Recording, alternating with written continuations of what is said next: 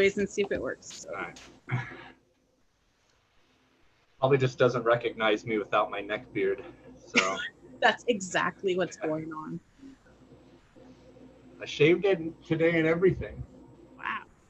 Okay, we're there. All right. Hey everyone, it's Sarithkin from Ontier, and I'm here tonight with Duke Miles from the West. This is part of my quest to interview 50 Dukes this year, and I actually got to fight Miles last year when I did my quest, and I didn't quite make it. And Miles is a super fun fight, and he's a super fun guy, so this should be a super fun night. So Miles, we usually start with your origin story, but you're second gen, right? Yeah. Do you want to tell me about growing up in the SCA and, when you decided that maybe you wanted to fight? Yeah, so I didn't decide to fight until probably much later on, but yeah, like you said, my parents met in the SCA. They were introduced by Duke Paul, who now lives in Antier, who's originally from the West.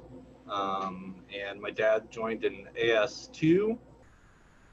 I think he was knighted in AS5. He was knighted in, I think it was 2 years. No, so he would have been knighted in AS4. So he makes fun of me for taking a whole 3 years. So he's a triple peer, so a knight, a laurel, pelican. My mom's a laurel and a pelican. Yeah, and they're from back in the beginning of time. I was probably conceived at an event, if we're going to be real. And I went to events a lot as a child, and those were really fun and really magical and really cool for me. And then my teenage years, I mostly spent being a little fucking shit. So I didn't really do a lot of SCA. I was just kind of a pain in the ass. So, my dad didn't want to really take me, much rather take one of my siblings who were behaving well.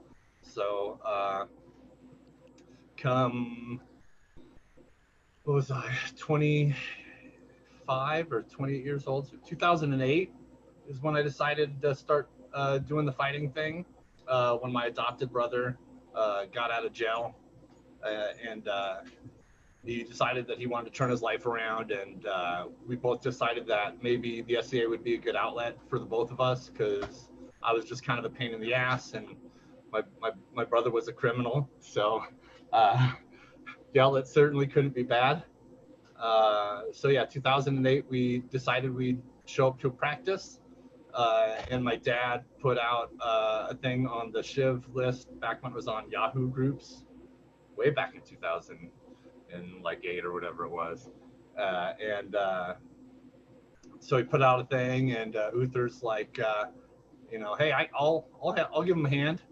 And when Uther offers to give your boys a hand in fighting, you tell your boys to get their ass to practice, get their armor going so they could get there. So.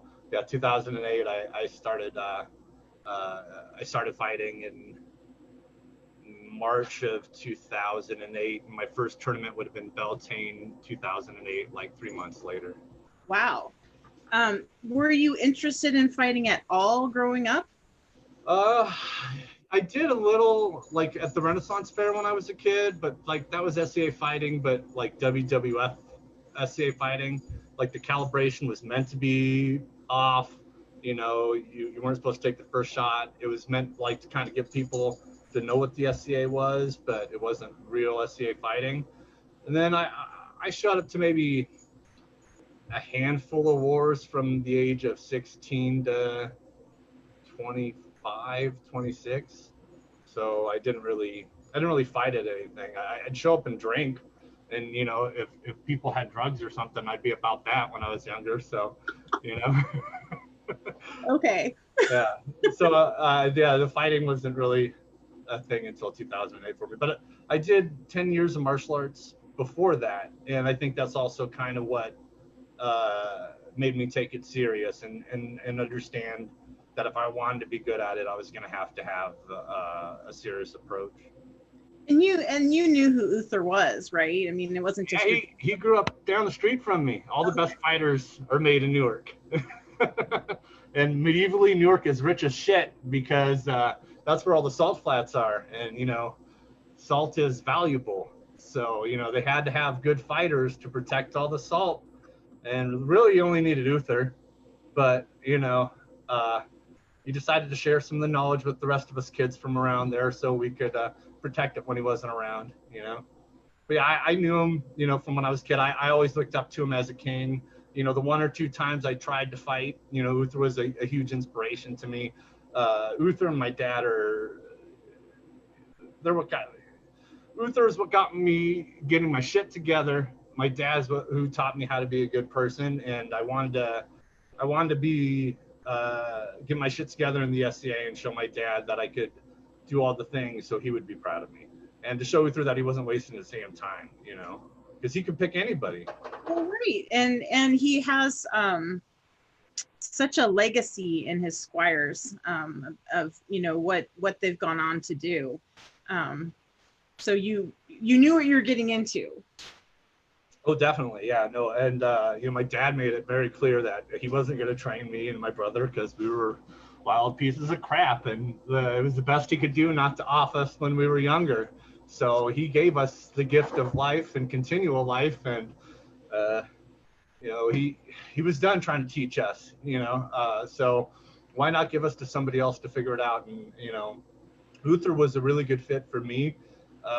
He was a pretty darn good fit for my brother, but they butt heads a lot because they're a little more similar in some ways, you know, than me and Uther are. Because me and Uther have some differences that we tend to mesh, I guess, a little better and get along a little better.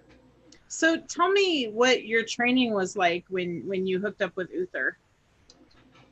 2 to 3 days a week of actual practice, you know. So we would have, you know, Tuesday practice, Thursday practice. Wednesday practice was at Duke Titus, the late Merlin, his house.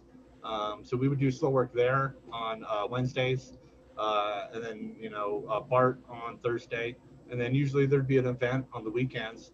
And Uther joked that they needed to have Wednesday because I would forget everything between Tuesday and Thursday, uh, and they needed to have it so I didn't lose everything between practices. So It's funny. I needed to pound it every day. That's just how I am, you know. Like I don't learn things from books.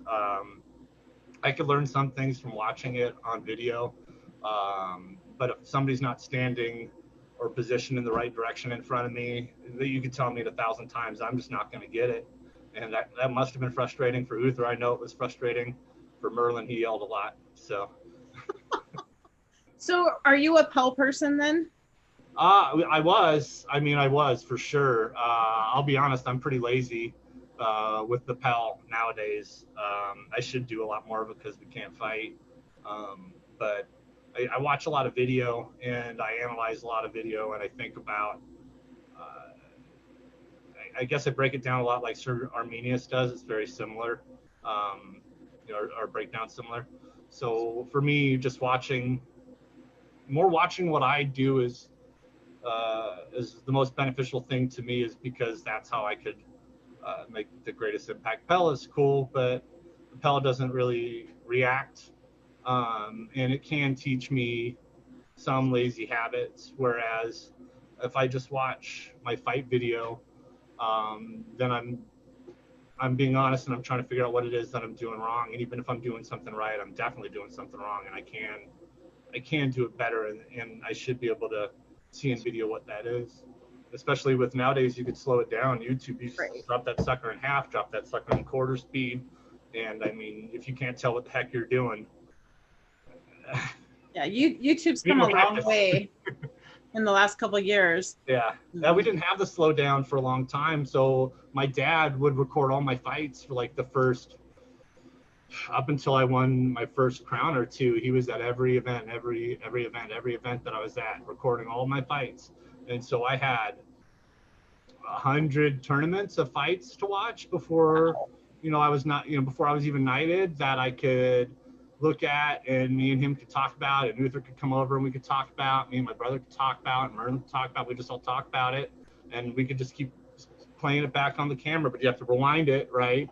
then play, and then talk about it, and then wait, and rewind it again, and let's talk about that again. So it wasn't quite as easy, but it was still a really good tool. And it was a tool that I was probably utilizing before a lot of people recognized the training value that it had. But my dad's a camera nerd, so like he was always just recording. Well, what a great support system you had to have your dad be so supportive like that, and to have both Uther and Merlin. Um, and your brother, I mean, did you guys have like a friendly competition? It was very friendly and very unfriendly. Because he's a Duke too, right? Yeah, my brother's Duke Alfar. Yeah, sometimes it was friendly, sometimes it was unfriendly. We couldn't do slow work together because Uther would get really mad at us, because what we would do is we couldn't keep it slow. We just couldn't. There was too much competition to where we just could not be slow with each other. So Uther came up with what he would refer to as the do-to-dos. And the way that we would have to do slow work is we'd have to do it like this.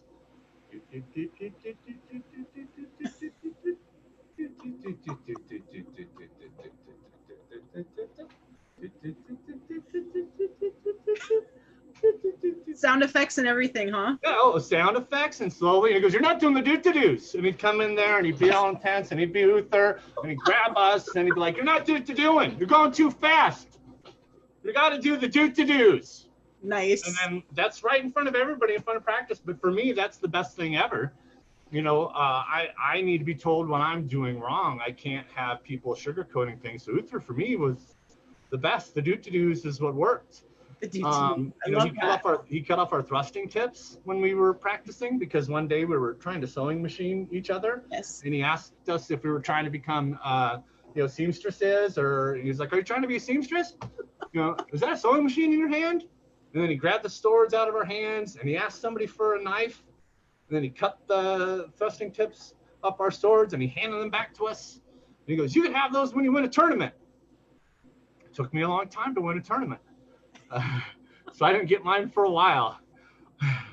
Really? Like, so literally until you won a tournament, you couldn't have it back? Oh, I had to win a few, because the first couple tournaments I won, Uther said didn't count.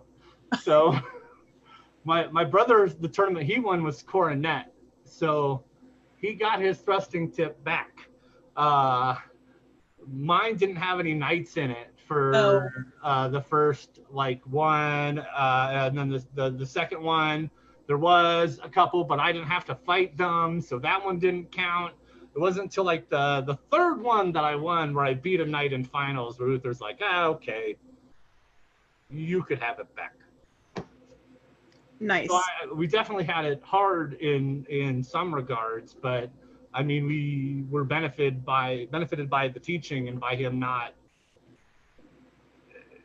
I don't know how to say it, not kissing our little butts and making us feel good. He was trying to make us better at fighting, because it hurts to fight him. Right. So the better we could be, the less it would hurt us physically. So he was doing us a favor. This was during the time where Uther had a whole bunch of people he was training, right? Like there was yeah, so what Uther refers to us as is me and Alfar were the experiments. So me and my brother were the experiments. And we also had Egil Uther Sender. He changed his name to Owen Owenson now after his mundane father passed away. So he changed his name to represent his father. And then we also had a couple of other guys which don't really play anymore. And Sir Sigfrid, who got knighted, who actually helped Uther with the training program, even though he's not recognized as much as Uther and Merlin and Alfar and I. Sigurd was 100% vital in breaking down Uther speak and Merlin speak into human speak. Right, because Sig put together that manual. Yeah, that was Siggy who did that. He basically took all their words and everything that they did and all the training, and he put it in the manual. And that was basically when Uther and Merlin came together, and they're like, we got to figure out a way to get guys knighted. There's got to be a way to do this. Let's just figure it out. There's got to be a way to make them good at fighting, and then we'll teach them all these other things and get them, right away. We'll get them all those things, so that way, as soon as they get the fighting down, we could get them knighted, and then we'll get them good enough to where they could hopefully win coronets and crowns and yada yada. And 100% it was Sigfrid, me, Alfar, Egil, and Uther, Merlin, just them feeding us this knowledge for like the first 3 to 5 years of my fighting. Right. And part of like the Uther training school, right, was putting you guys in good armor. Like, I mean, you all looked good, Yeah, right? I started making mine because I was a poor ass, and so I wasn't going to be buying it, and part of what Uther's feeling is yeah, you look good in armor, but part of it is you have to know how to fix your armor, maintain your armor. Something happens, as Uther says, nobody loves your armor like you do. So if you're not taking care of it, nobody's going to take care of it for you. Uther never made us repair his shit. He came by our house and helped us repair our stuff and taught us how to repair our stuff and taught us how to make sticks and helped us paint our shields and helped us make our armor and everything. He was kind of like a reverse knight in some senses, that he helped us and helped us fix all of our stuff, whereas a lot of knights are like, Square, fix my shit. Uther was never like that. He was like, hey, let me help you fix your stuff and show you how to do this. And that's how I got good at armoring, is because Uther helped me and my dad helped me. I think I digressed from my original point of what question you were asking. No, I'm just interested in your path, and I know that there were a lot of things that you worked on all at once, right? So when your fighting got to the level or whatever, there weren't going to be any questions, right? Oh, it was armor too. Sorry, that's what Right. it was. Yeah, and another point on the sorry, that was a very important thing, is that your armor fitting well means that you're not fighting your armor. You're fighting in your armor, and you're not fighting your armor. Well-fitting armor that's light, that fits you well, means that you're not fighting it. That's a percentage onto your fight. Right. And so I mean, when you decided to come back to the SCA and fight, I mean, the goal was to get knighted, right? And to be the best fighter you could be. Yeah, me and my brother set a number of goals, a lot of them really unrealistic. Uh, uh, Tell me and, about your and goals. well, one of them was, to get knighted, in I think me and my brother said like 2 years, because we wanted to beat my dad's record, right? And so we were going to try to do that, but it just wasn't realistic. And I did 3. I think my brother did like 5 or something, but he did some dumb stuff. When 3 and 5 is still pretty fast. yeah. So we both did it really well, and then I wanted to make Duke, I think, in 5. I didn't win crown until like 7 years into fighting, which is still very fast. Winning Yes. crown in 7 years, still very quick. I can't begrudge that, but that wasn't my goal, right? And then one of my goals was to be king at 50 year. Well, I was cool. I was king of Western 50 year, so that was pretty cool. Yeah. So I did that, and then a stupid goal that I had, that I realized really, really early on, but well before getting knighted, is that I wanted people to be afraid of me. I wanted like them to see me and be afraid of me, and like look at me on the war field and go, oh God, Miles, and then not want to fight me. Now, what I've come to realize is that that's the last thing I want, and that was I'd say ever since I've been a knight, that's certainly been the last thing I'd ever want, is for somebody to think it was unfun to fight me or to be afraid of me, because I think I'm a fun guy to fight, and I think that a knight's job is to try to fight at a level that's fun for the opponent. Some people would say it's dumbing the fight down, or some people would say it's being sort of like you're toying with them. It depends. If it's a knight, then you just need to beat the crap out of the other knight. If they're looking for a fight, you fight them, right? That's the knight. A knight and a knight, you fight the knight.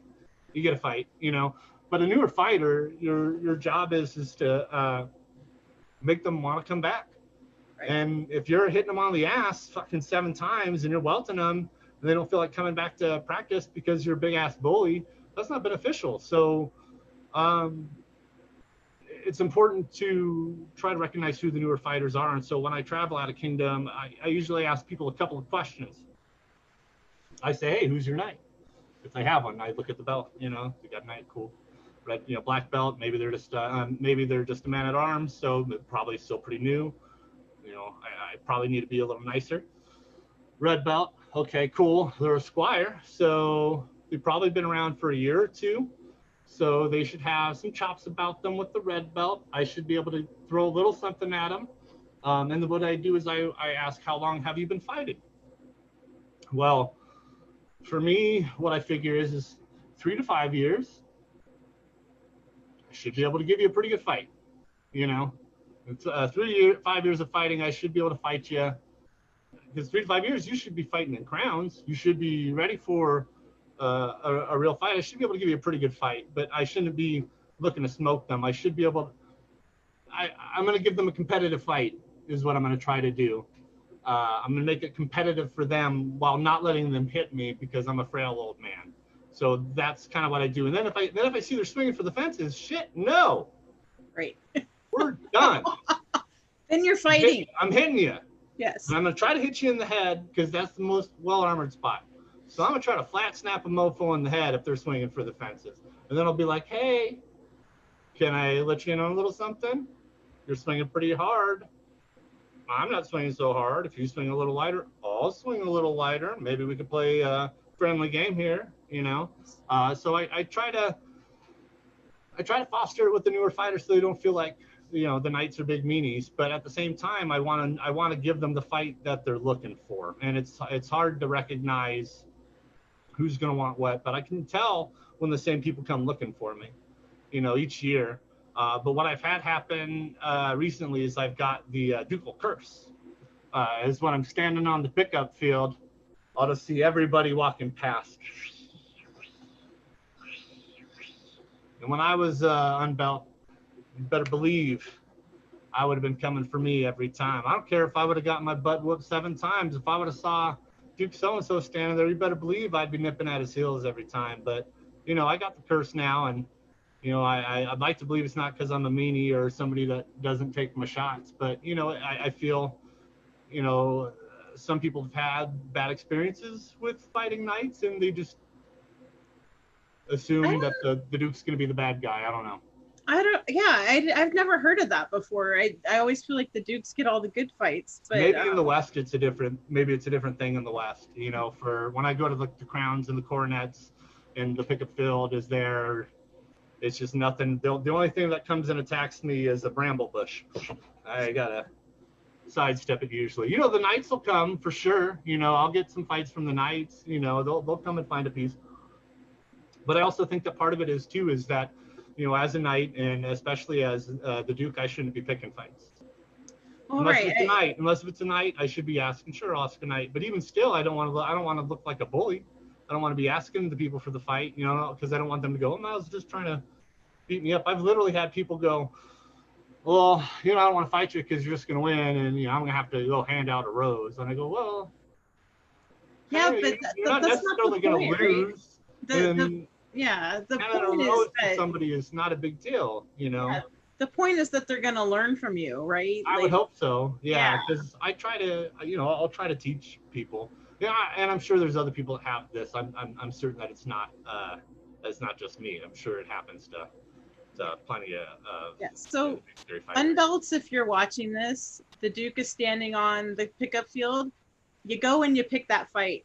You're going to learn more from fighting that Duke than from anybody else on the pickup field. And who cares if you win or lose? I mean, that's not the point. And if you give the guy a good fight, he's going to remember you, and that's a good thing. Yeah, because if you beat that guy's ass, then you look like a super cool person, right? Right. You know, and then it's a no-lose situation for you, unless you're a dick. I love hitting the turf and doing a big death and handing out a rose to somebody and telling somebody, hey, you know, so-and-so came and asked for a piece. They got a piece, and then they took all the pieces. And here's me handing out a rose because so-and-so came and kicked my butt, you know? So I'm always fine. You know, I'll hand them out all day. They just gotta make me. Yeah. So what kind of, like, I'm having this, like, memory, like when you guys were all coming up together, you guys hit like a ton of tournaments together, right? Yeah. Was that something that you guys just decided to do to get better at tourney fighting? So Luther expected us to be better, good tourney fighters. You had to fight in tourney to get good at tourney. So if you don't fight and you don't get good at it, you don't get that tourney brain. Like for me, I'm for a long time, right before I won crown, I used to puke before every tournament. I'd get so nervous. Everybody thought it was because I was drinking too much the night before or something. Or sometimes I'd get it from exhaustion, but honestly, it was really just nerves. I got like the worst anxiety on earth. You know, maybe a lot of people don't know that, but like I suffer from horrible anxiety. Right. So, and then especially when all the pressure would be on me and everybody would be coming up to me and going, "Oh man, I can't wait for you to win." I know you get this shit all the time because I give it to you. Everybody's got to give it to you. I know Right. you're hearing this shit all the Right. time. So there's a lot of pressure, and I couldn't deal with it, and it would make me puke, and I'd lose before I even started the day because I had puked out all my energy, and I was just a ball of nerves the whole day. So you know, how are you going to win a damn tournament when you already puked before the damn thing even started? And I do really well, but my nerves were just so bad that I would just puke. And so part of it was is the training of it is fighting in tournaments. The more you fight in tournaments, the better you get at it. You go through the salutes, you go through all these things. You have this ritual that you do that gets you through the tournament. And for me, at first, it was really good, but then it became this horrible crutch because I played baseball and we're paranoid. I don't know if you know how superstitious baseball Yes. players are, but man, are they. And so I had a lot of those same shitty superstitions. And so I was like, oh, I have to do this and I have to do that and this has to be done. And I had to do like 9 things before a tournament, uh, before the damn tournament even started, you Yeah. know? How did you let go of that? Well, I had some friends came and visit, Maneko and Sipser from Aidenbelt now. They're some really good friends of mine, and they came to the Crown that I fought in after I got held out of Crown back when I was a bad boy, and they held me out of Crown. And so the first Crown back, they came and they were there to root me on. And I was like, I just wanted to do well, but I just wanted to I wanted to enjoy the day Right. because I only enjoyed the fighting. I didn't enjoy any other part of it. It was just so stressful. The fight I always enjoy. You know, I never have a bad time fighting. You know, it's rare. It's rare I have a bad time fighting. But I just enjoy the fight so much that the fighting was easy, but everything else about the tournament was horrible. So my friends came and they just made sure to talk to me, make me laugh, be there, you know. And normally I'm like, shh, you know, I don't want to talk, I don't want to see anybody. You know, we're all about the fight. I'm only fighting. I'm only fighting. I'm only fighting, and all I want to know is who I'm fighting next. And that was all that mattered. And they were coming, they were drinking, and hanging out with me and poking at me and getting me to loosen up, and then just getting me to have a good time. And I did really well. I didn't do as well as I did before, but I enjoyed the whole tournament. I enjoyed everything about it. And so I can thank Nick and Maneko for helping me break my curse, man, because like it was just so much stress just fighting. And then after that I won the very next one that I fought in, but because I just need to break the bad habits, you know. Right. And relax and Yeah, enjoy yourself, right? yeah, and for me, pickup fights, they're so relaxing. I'll smoke 9 out of 10 people in a pickup all day because there's nothing behind it. It's a big deal. Who cares who wins? It's a pickup. We're just Right. fucking around. There's no stress. So Right. winning a pickup fight is no big deal. It doesn't count. Nobody cares if you're the king of practice. But so pickups are so free and so loose that I just fight 100% like myself. Whereas in Crown, I have to be a different fighter if I want to do well.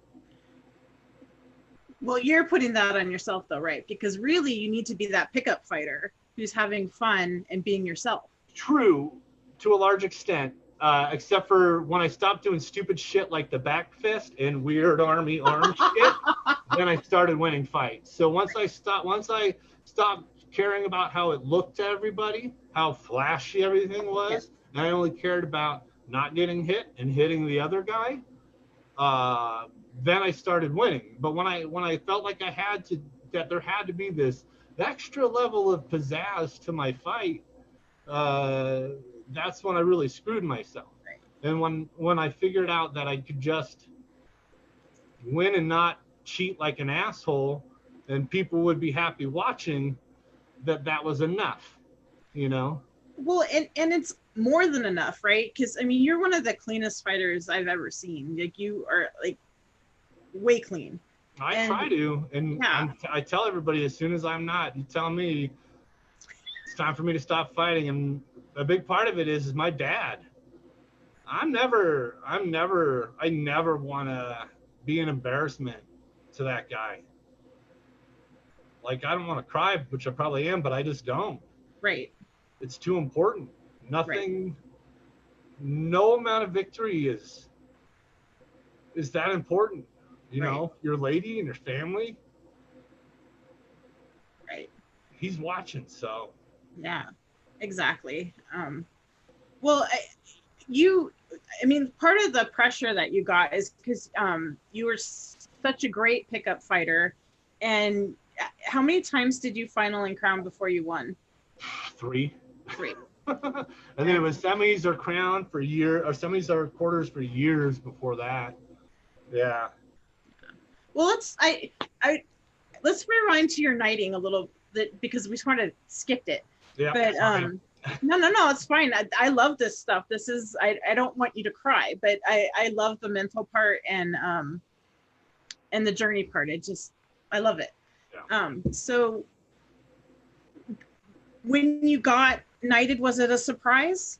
Oh yeah, I thought they were gonna offer my brother first because he won crown. He won a crown and a coronet, and I hadn't even won coronet. So I was like, you guys are offering the wrong guy because I fight okay, but I don't fight that good. So there was no reason. But I had the other stuff uh, that my brother didn't have, you know, I guess, because I'm a bit of a hothead. I know people certainly people that think I'm arrogant, I bet, you know. I try not to be, but, you know, I guess there's something, if you look at me in armor, there might be something that looks arrogant about it. But my brother definitely had some arrogance and anger issues that he was going through. Uh, and he had a much harder past coming. He didn't have my father the whole time. So he had a hard past. So I thought he was going to get knighted first, and that's why I just wasn't expecting it. And so when they offered me, my brother was sitting there in the audience screaming at me because I didn't even know what to say. And he goes, "Say yes, you stupid idiot!" And I'm like, "Oh, yes, yeah, sure." But I didn't expect it at all. So. Did you get knighted right there? Or did you take a vigil? I took a vigil, and then I ended up winning coronet like shortly afterwards, and then I got knighted 3 years to the day of my very first tournament. So it would have been Beltane. So I got Wow, offered right before. So like I got offered at like 2 years, 8 months or something, and then 3 years to the day I was knighted. very cool. So, um, did you have like a formal vigil? Yeah, it was all night. So and then I have really nice squire brothers like Sir Warwick, who fucked with me. And, you know, I stayed up the whole night and I had to be stone cold sober. Thanks, Uther. Because he wanted me to remember, he wanted me to remember the advice, and it was good, right? He was right. Um, and so, like, I had to be sober. I had a couple, you know, people, you know, slip me in a drink or two here or there, but I wasn't able to get drunk. So, but it was nice. It was all night, and you know, Uther was the first person to come in, and he gave me the gift of the Viking helmet that I fought in forever. That was Uther's helmet, and Oh, yeah, so he gave me that. That was pretty that's cool. super cool. Yeah, so he made me cry because I'm a big crybaby. Uther's a big crybaby. That's part of being one of Uther's squires is you cry. What they say is that you know, how do little girls learn how to cry? Uther. Watch Uther. So, You know what's so really cool about that though is that you guys have this deep like affection for one another. Like even though you guys train super hard and you guys can rib each other or whatever, you all I mean it's like this respect and affection and that's super cool. yeah, Uther's my young dad. So, like I said, my dad taught me how to be a good person. Like he taught me that. Like I think I do a good job. My dad's the best, and Uther taught me how to get my shit together and how to not be a screw up in life and how to get ahead. You know how to work hard, how to get ahead in the workplace and all that other stuff, and how to be a good fighter. And you know, there's so much about being a knight in real life that carries over from the SCA, you know, and so it helped me be a better person trying to get knighted, because Uther believes, and my dad believes, and I believe that, you don't just act like a knight, in the SCA. You just behave knightly in general. You certainly try to, and everybody's version of what a knight is different. So you have to go with what your morals are, right? And you got to try not to go against what you believe in, and that's really all you can do.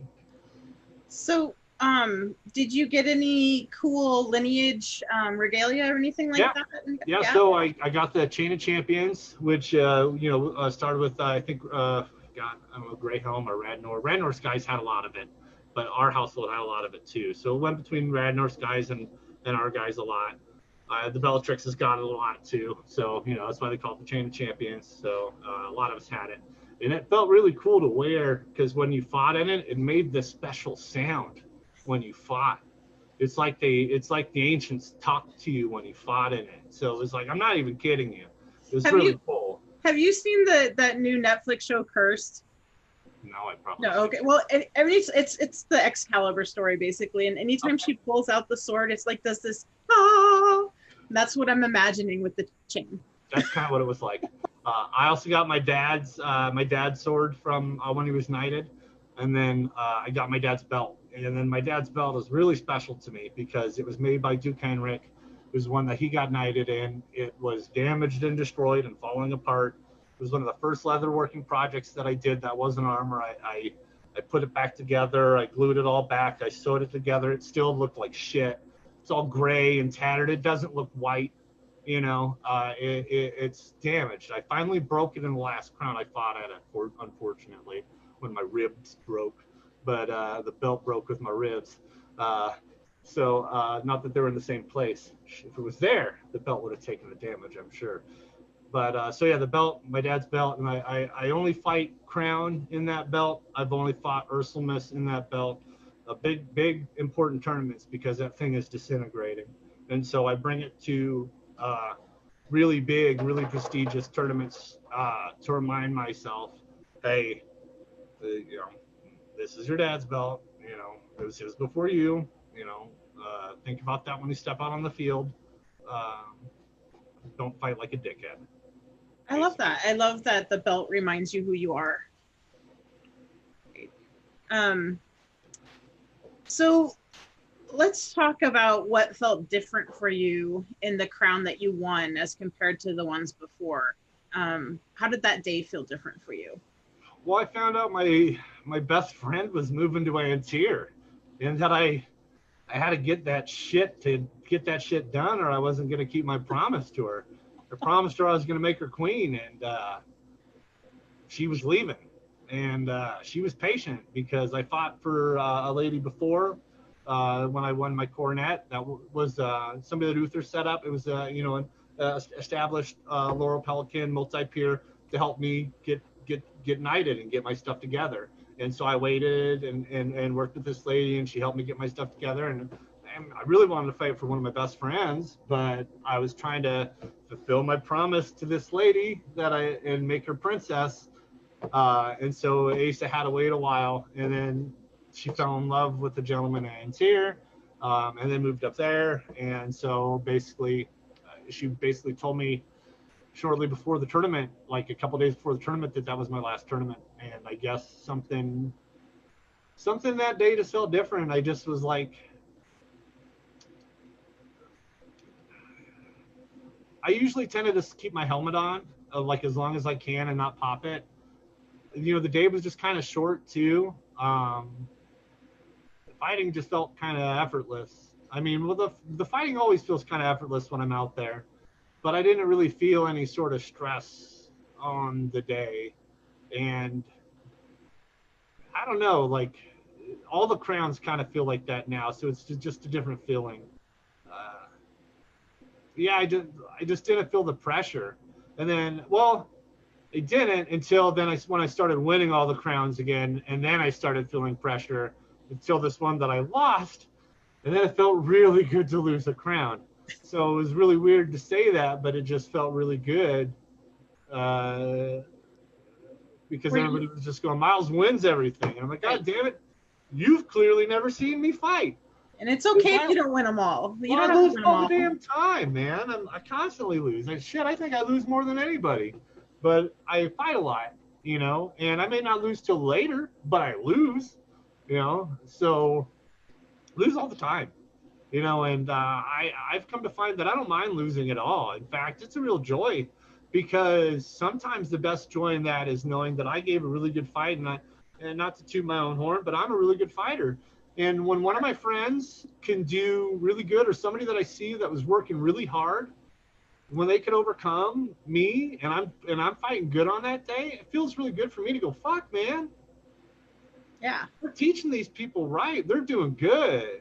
You know, they know what's up, you know, because I was coming to whoop them, and they put it on me. And then, you know, I get to give them the big death, and then their lady's all happy, and she's going to be all sweet on them, and he gets the sweet nookie later. It's going to be great, you know, like, so I'm getting high fives because, you know, I helped them get laid.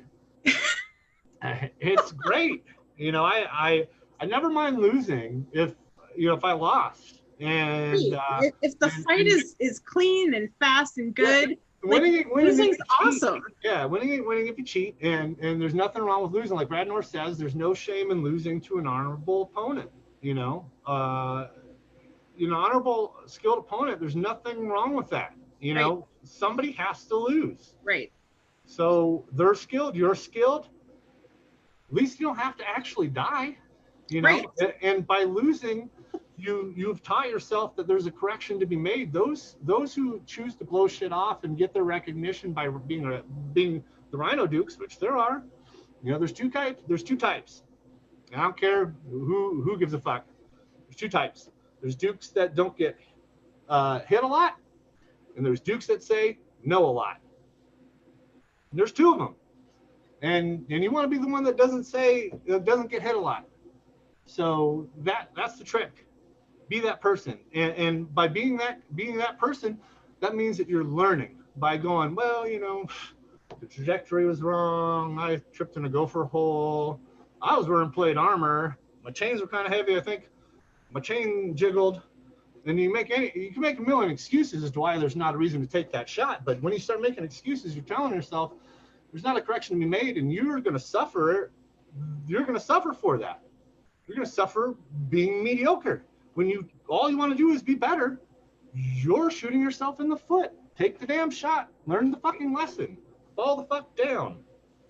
You know, you're not dying. There's another tournament. Somebody has to win. Right. There's another tournament in 3 months, right? Like 4 months. Yeah. Well, there's 4. Yeah. Not now, but. Right. Not right now. Yeah.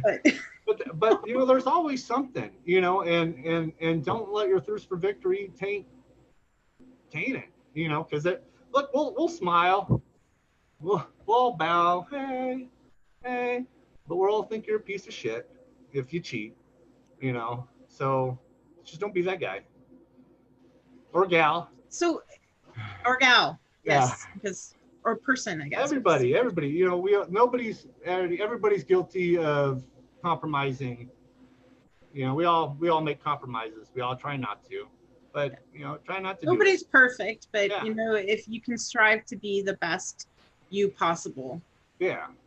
And to take ownership of your actions, right? I can't change anybody else. All I could do is try to be a better fighter myself.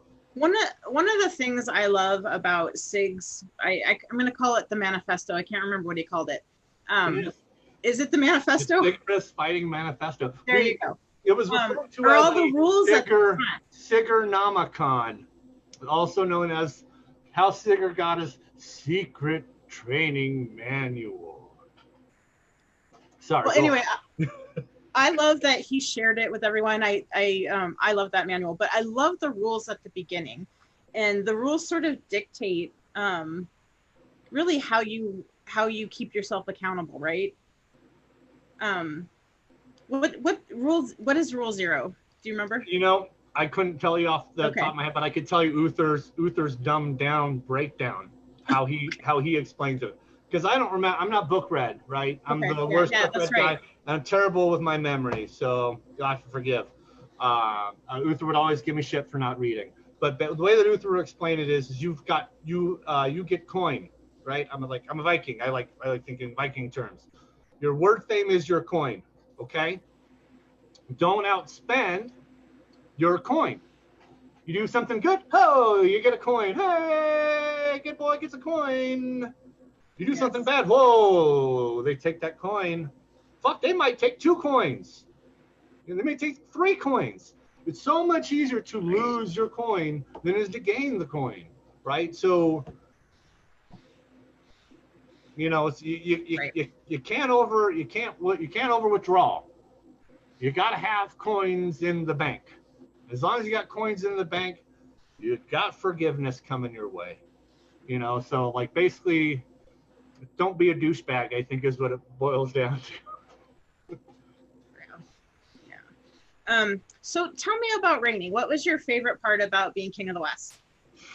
I was really excited to make my friends and my wife my lady at the time queen. That was what was really nice. But you know, if I'm going to be honest and cheesy, like I felt like as a kid that it was actually, and I know a lot of people are going to roll their eyes, but I just thought it was my destiny to be king. You know, like a lot of kids had other weird dreams about being baseball players and shit like that. You know, or I don't know, politician or some crap, a police officer, fireman, whatever. I never did. I didn't have normal kid dreams. I had dreams of everybody in an armor and fighting and all that stuff. I still do. All my dreams are filled with fighting and armor. Like I never have a restful night's sleep because I'm constantly fighting in my dreams in one way or the other. So when you were growing up in the SCA, like was there a certain fighter that you sort of worshipped, like that you wanted to Uther, be like? Uther, yeah. Yeah, 100%. You know, Uther, man. Who doesn't want to be like Papa, or as we call him, Papa Ushu? It was definitely Uther, man. It was Uther in so many ways. Everything about Uther's fighting, that's what I wanted. And then everything about Uther as king, that's who I wanted to be as king. Like that's who I wanted to be. I wanted to be Uther up there, like because Uther did it right in my opinion. And you know, my dad is in my opinion, everything that a knight, how a knight behaves. You know, all the not so violent virtues of a knight. That's my father. You know, he's got him down. Yeah, he was able to fight when he was a younger man, sure, but I never got to see that. All I know is, you know, the other knightly virtues that man taught me. So my dad Uther, and then Radnor. Loved watching Radnor fight because he kind of stopped a little before I really came out, but when he showed up to practice, shit, watching Radnor is slick. Nobody fights like that guy. They're just he could just laser shot, pinpoint a shot from anywhere, and it's effortless, and you have no idea, and he just smiles with his big, beautiful smile. He's such a beautiful man, Right. and you'd like to be frustrated, but he's so handsome, and it was done so skillfully that you can't be upset. Right. And it's never too hard. It's always like with the perfect amount of force. You know, it's like al dente. And he's You so know, cool. yeah, Right. and he's just such a cool guy, and you know, I just loved how Radnor spoke about fighting too, right? Like Radnor speaks so well. You know, we all want to talk like Radnor. You know, we all do. I'm never going to talk well like Radnor. I'm never going to talk half as well as Uther, and Uther's dyslexic. Uh, but you know, I'm not going to be either of those guys. I've just got to be.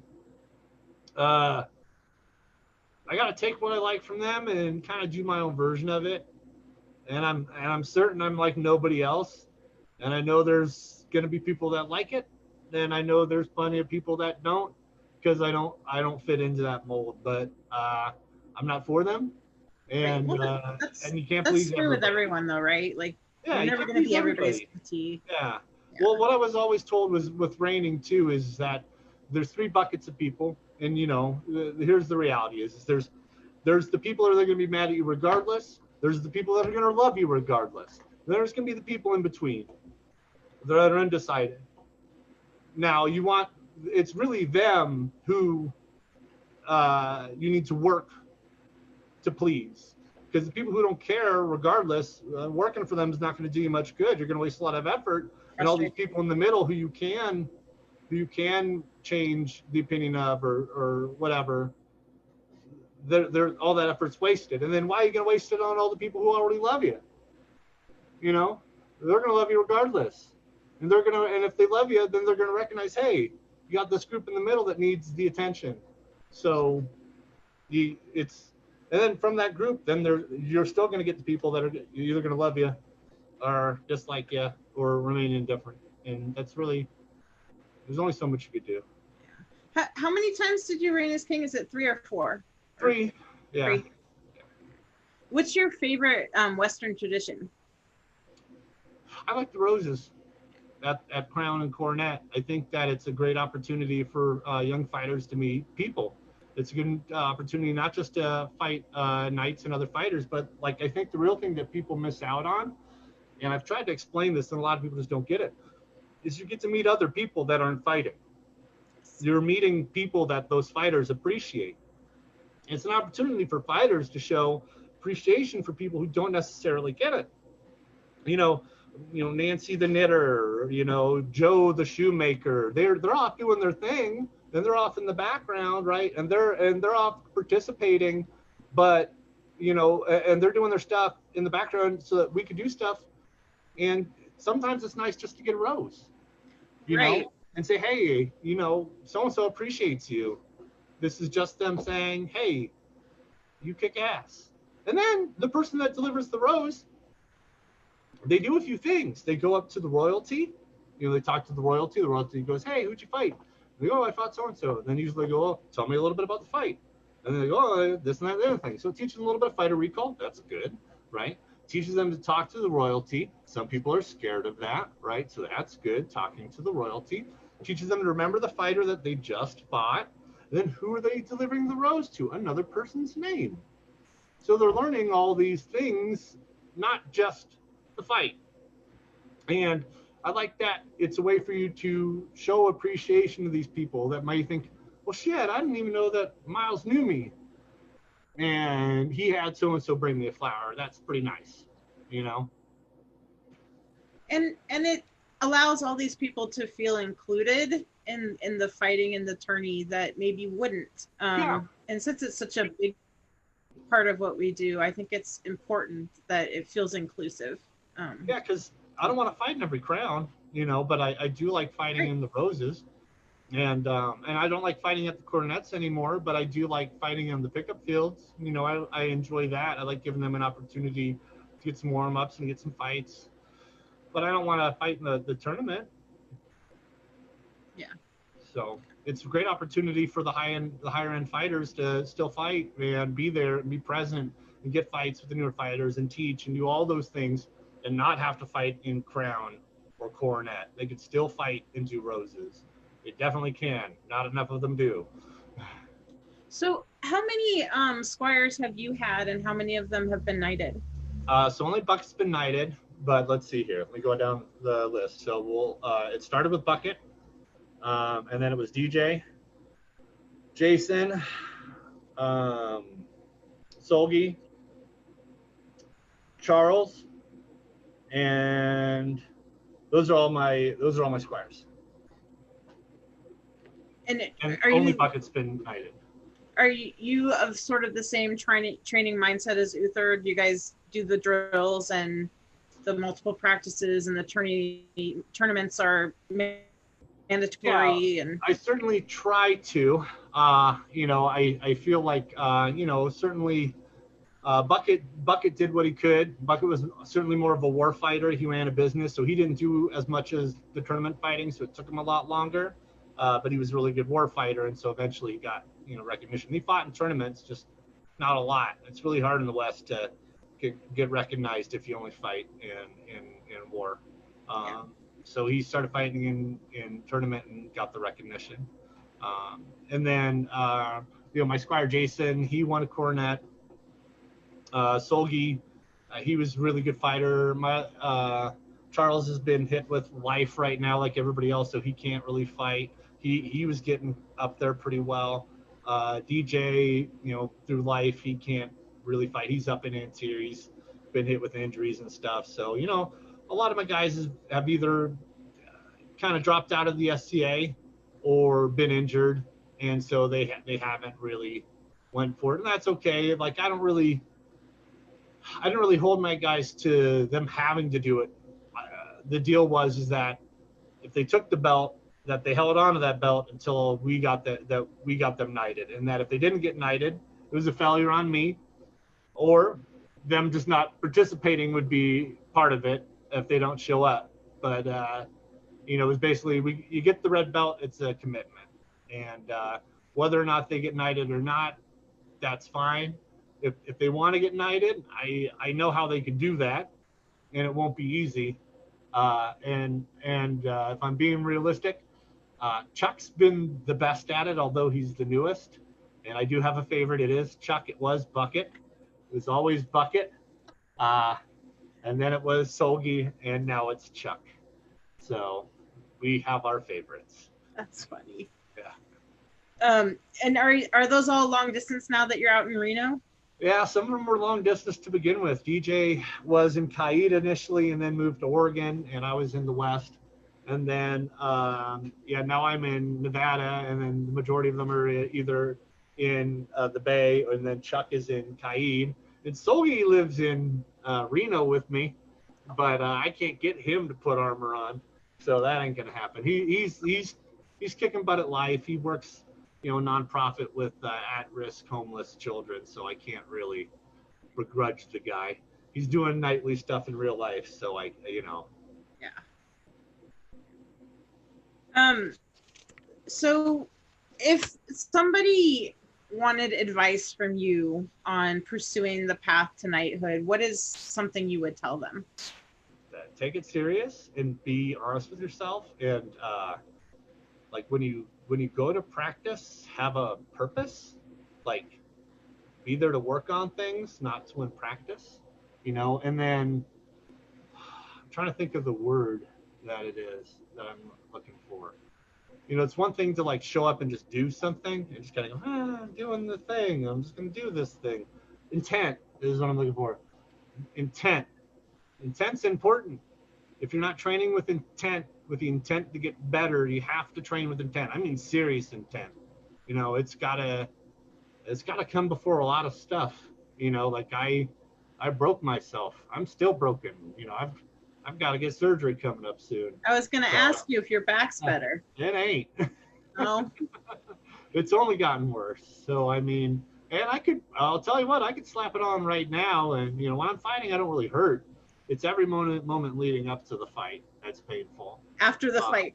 Yeah, it's after the fight. It's leading up to the fight. It's standing in the armor before the salute. It's the invocation. It's every bit of fighting has hurt me plenty for the last decade, but sometimes more than others. But like when I'm fighting, I don't hurt. I just don't. Like I don't feel any pain. Nothing exists but the fight, and it's the intent in the fight. And you know, I'm not a religious man, but I would have to say that the SCA is my religion. Crown Tournament is my church. You know. Well, you have such joy and passion on the field. Like it's contagious, right? I mean, that kind of energy you bring to a fight makes your fight super fun. Like it doesn't matter if you win, lose, whatever to you. You're going to enjoy the fight, right? So you've been super successful that way. I mean, I lost a lot, you know, and I mean, part of my success initially was that, you know, I just showed up and I fought and I just kept fighting, and people enjoyed watching me die. That was a big part of it. So that was how people got to know who I was. Initially, it wasn't because I was winning. Part of it was my armor looked pretty good, and I was really good at dying. Because I died so much. I fought so much more than everybody else. I was dying more than anybody else. I was dying all over the place. So I figured if I couldn't win and look good winning, I might as well look good dying.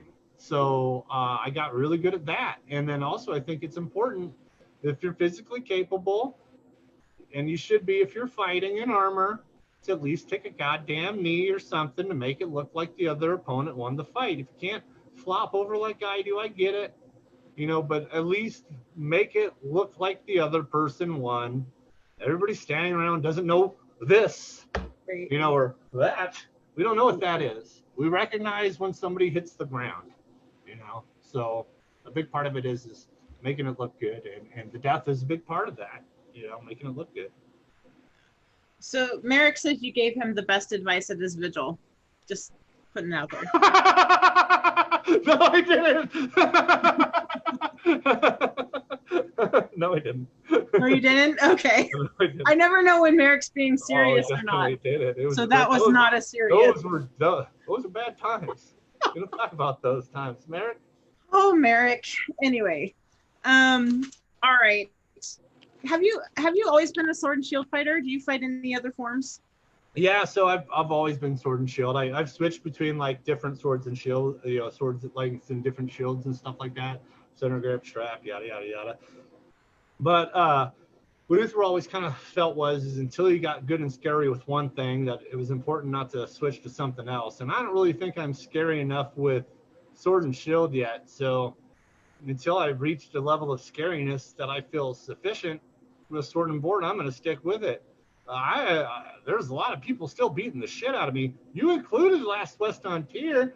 Oh. This can beat the crap out of me. Man, I limped back to camp and I was feeling good that day. Holy shit. I don't remember it the same way. I remember every fight I lose. I don't remember any fights I win, but I remembered every one of those. Well, those were super fun. I enjoyed the hell out of them.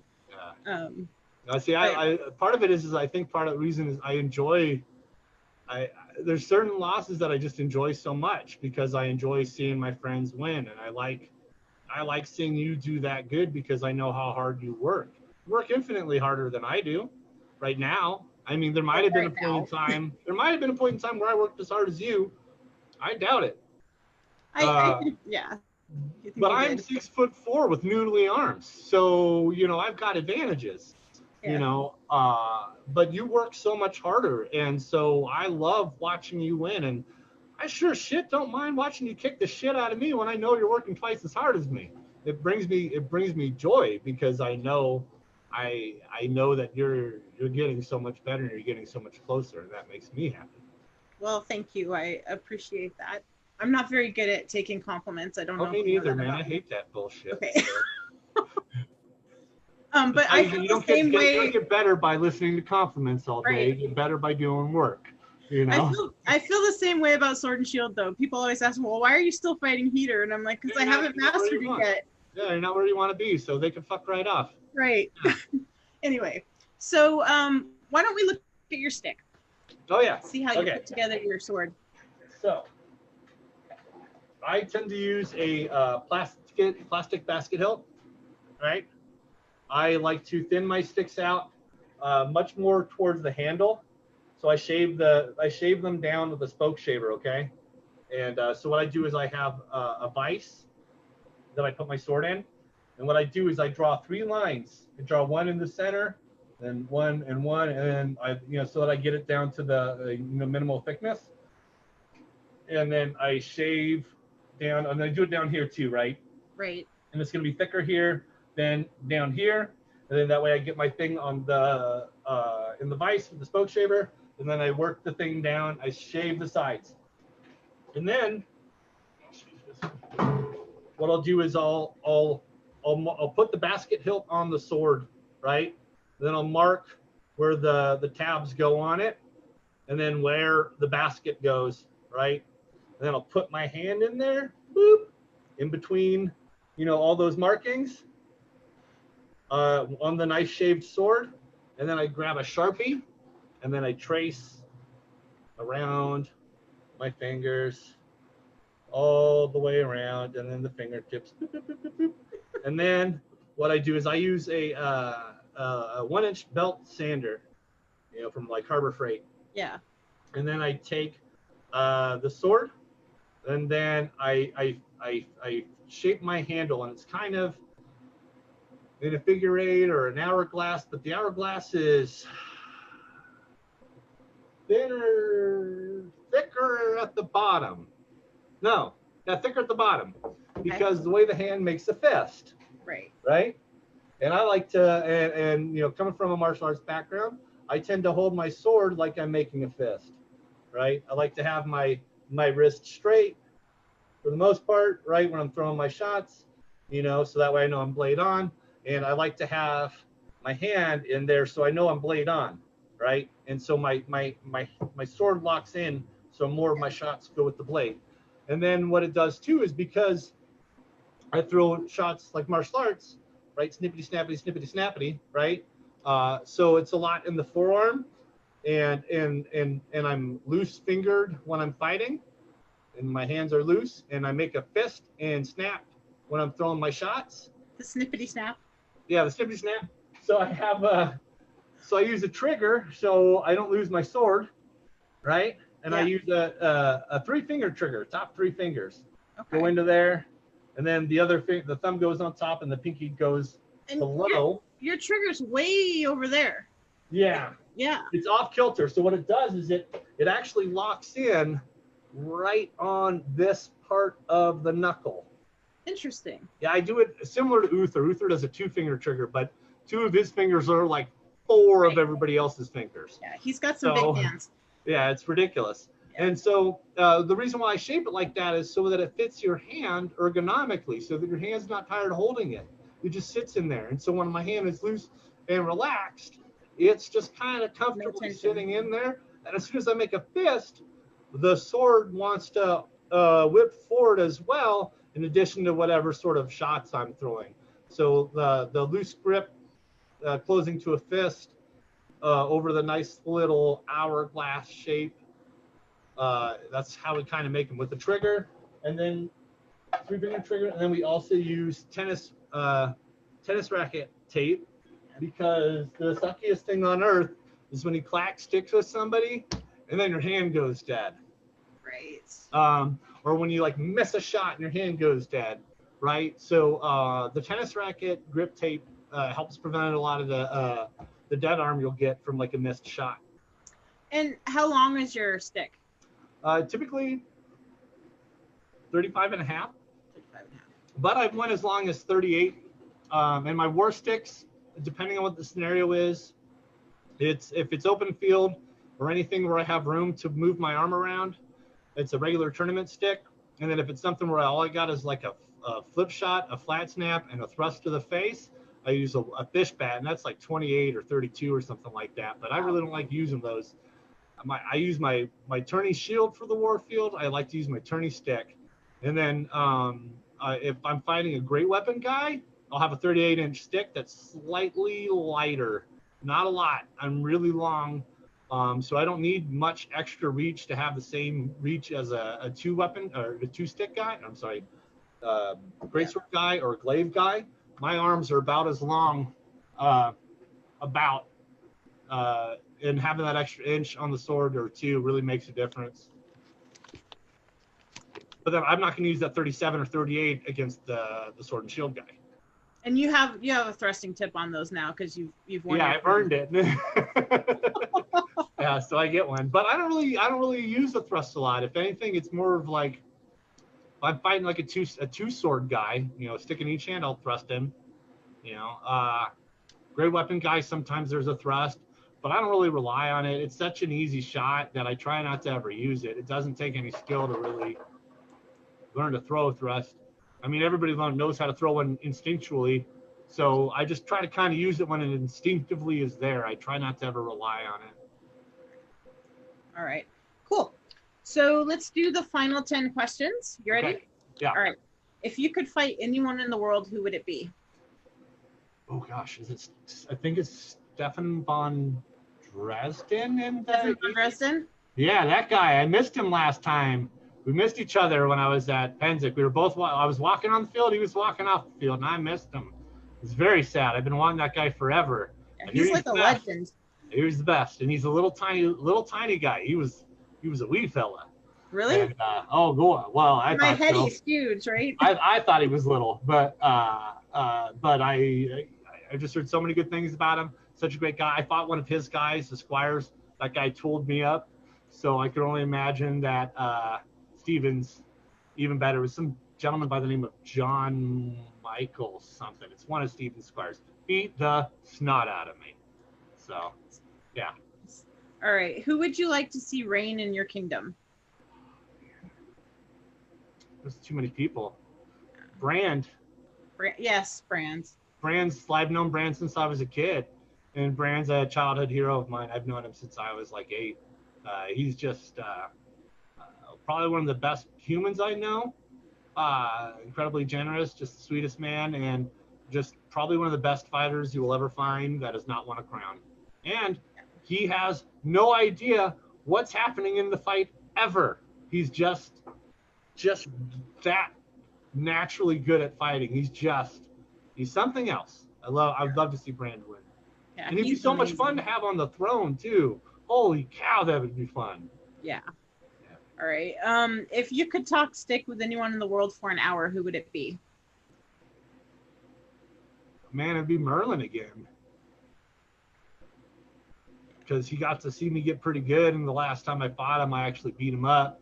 But he was fat, and he was fat then, and out of shape, and not practicing. And I wanted to fight Merlin. I wanted to fight the Merlin right before he died. I wanted to fight that in shape Merlin with both of us on the top of our game. That's the Merlin I wanted to fight, and I'd love to fight him again, and I'd love to talk about it, because there were so many things that him and Uther taught me that I could not learn when they were trying to teach it to me, that I finally got in the last couple of years, and it'd be good for him to see that. Yeah. All right. What is your favorite medieval-esque or period movie? Excalibur. All right, cool. Definitely Excalibur. Who doesn't love Excalibur? There's boobies in it too. There's everything. It has everything. If you could, Captain Picard. Right? It does, yes. If you could add a rule or subtract a rule from the rules of the list, what would it be? Well, the West has got that stupid no shield manipulation rule that I don't like. But there's a no shield manipulation rule in the West? No, don't you dare touch your shield to my shield, or your sword to my shield. Oh. Don't you dare. Oh, and I like to do that. And it puts us at a detriment, because I get sensitive if somebody touches my shield. I don't know what to do because I'm not used to it. Right. So I think it's bad because everybody else does it, and it's a detriment to us because then we don't know how to deal with it. And I'd like to be rid of that. That's how I feel sometimes about our shield conventions, because when we go somewhere, someone comes in and they have a huge shield, nobody knows what to do. Yeah, and then I just ask what the rules are, and sometimes people like face humping and Stura, but so I just ask, what are you guys doing? Is this the normal? Okay, cool, that's the normal. Then I just accept that that's what they're gonna do to me, whether I find it enjoyable or not, and I try not to play by the same set of rules if I don't like them. I'll let them do it. I can't complain. Just go, is this what's happening? Is this how you guys do it? Fantastic. Let me get myself ready for that. Right, let's do it. Yeah. Can't say I agree, but we're fighting, so let's just do it. Right. Yeah. Okay. What's your favorite tournament format? I like Crown. Yeah. But I also really like the Crucible Crown. I really like that. I also like Ursulmus, because for me personally, I like fighting back to back. That's how I train. I train to exhaustion so that I should be able to fight as close to my best, whether I can lift my damn arm or not.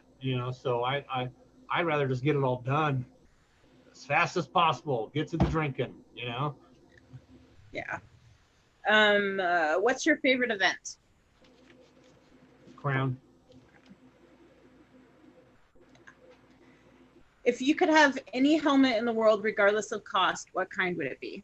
Got it. It's got the guy helmet. I got the Uther helmet. I guess it would be an Ugo helmet, but I mean, I already got the trifecta. I got and actually, Ugo probably doesn't want to admit to it because it's not pretty, but the Uther helmet that I have, Ugo helped him with the copper work. So Ugo assisted. There was an Ugo assist. So Uther and Merlin built it with an Ugo assist. So I'll take it. All right. It. Yeah. Your guy helmet is really pretty too. It looks really good. The best part about it too is because he knows I'm an ostentatious prick. He said he'll never make a set with larger ducal leaves. They are pretty big. My new armor has Duke leaves on everything. So in case if I ever stop fighting like a Duke, I'll still look like one. See, I appreciate that because when I have these quests to fight like 50 Dukes, which was what I was supposed to do this year, right? Yeah. I like that you guys brand yourselves so I can find you. Some of us don't. Some of us don't. Not everybody likes to. But like with cars, I'm the opposite. You know, I don't want any chrome. All black, flat black. Let's murder it out. You know, but with strawberry leaves, man, there ain't Everywhere. Put them everywhere. You can't have too many of them. Exactly. You know, I should have a field of strawberries. Yeah, and then you can attract all of the great pickup fights. Or scare them all away. Well, yeah. You won't scare me away. I will be. That's never happened. Yeah, it's never happened. All right, it's Saturday morning at Estrella, and several people want to talk to you about last night.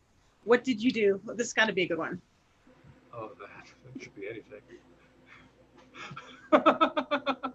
I mean, probably because I'm night blind, I probably tripped over somebody's tent and then tried to make it better and then made it worse and knocked over the rest of the tent. And then probably like stumbled all over the tent, spilt my alcohol on it, woke everybody up, broke the family dog's leg, candle got knocked over, started the tent on fire, and then that started a whole series of events. I mean, it's limitless with me, let's be honest. Just shut it down like the whole event. That's funny. Okay, who's your favorite fight ever? There's a lot of them.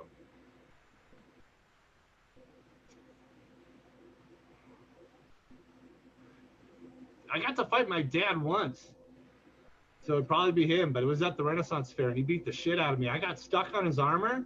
He was fighting. So what was happening is he was fighting with the glaive, and like my dad decided to put on armor for like just to beat his boy up because I was the shit talking teen, and so I decided I'm gonna rush him. He's got a glaive, and I rush him, and I get caught on his body armor. And my dad's got a mini mace on his forearm, and so like he catches me on his armor, then he hooks me in. And then like with the glaive, and then he wraps around with one arm, and then he grabs me and he starts pounding me in the head. And I'm like, good. And he's like, yeah. And he's like, fall down. And I'm like, I can't fall down. He's like, fall down. I'm like, Dad, I'm stuck on your armor. I swear that was the most joy he's ever had in his entire life. So based on the sheer joy that it gave my father, that was probably the most joy I've ever had in a fight. That's a great story. Okay, and then the last question is the bonus question. Who's the cleanest fighter in your kingdom?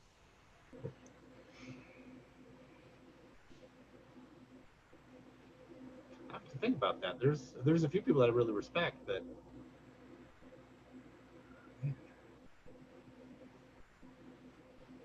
I like it when there's a lot that you have to pick out of. That's a good thing. I don't want to offend any of them, but there's a lot. There's some really. You can name more than one. Mark, Uther. I mean, I'm really biased with Uther, but like Uther constantly asks me, and we keep a real honest rapport with each other. So I think Uther's really honest. But it would have to probably have to be Mark, Duke Mark, man. I can't touch the guy. I can't even get near him. So I mean, good luck hitting him. Right. You can't even get near the guy. Right. Mark, probably, yeah. It's easy to be that clean when you never get hit. Yeah, what I'd love to see is Mark and Uther fight top. That's what I want to see. That would be fantastic. Yeah, I'd like to see them fight. Now, they fought before, but I'd like to see them fight now. Yeah, that would be fantastic.